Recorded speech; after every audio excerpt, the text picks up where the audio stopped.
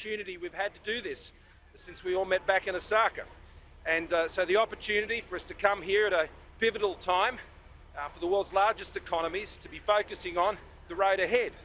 Now that road ahead is still one where the global pandemic is still raging, and particularly in the developing countries of the world. As Australia is moving towards one of the highest vaccination rates in the world, joining others, particularly in Europe and North America, the rest of the world, particularly in developing countries, still have very low rates of vaccination.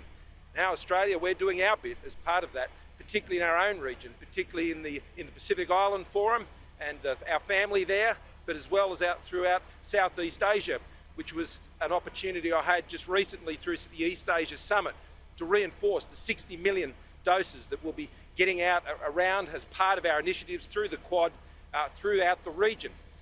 But the economy is going to continue to change as the pandemic changes.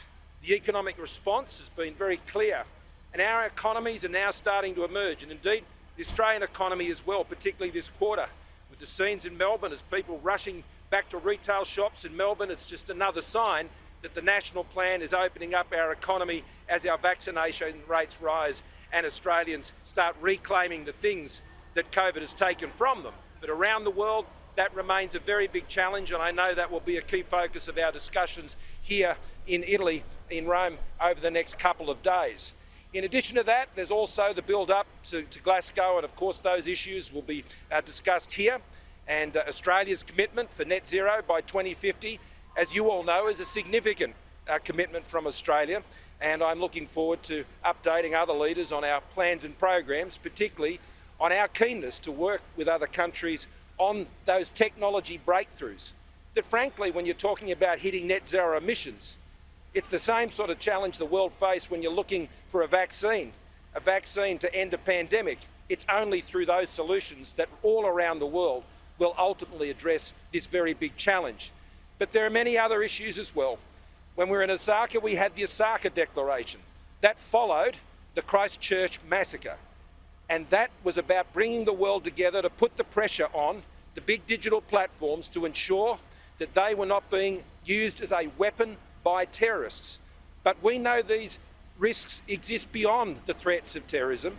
We know the threats that come from digital platforms which have many positive utilities, but at the same time can be a tool that is used by those looking to harass and bully and cause great harm to others, not just in Australia, but all around the world.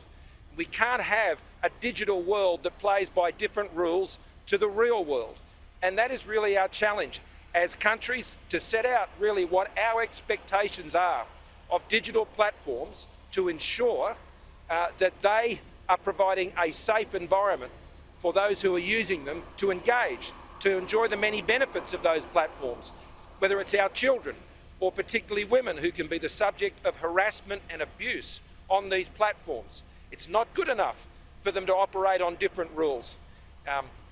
Ensuring that we have digital platforms that understand their roles as publishers and do not provide a shield for anonymity for people to go and just go out and impact on others' lives.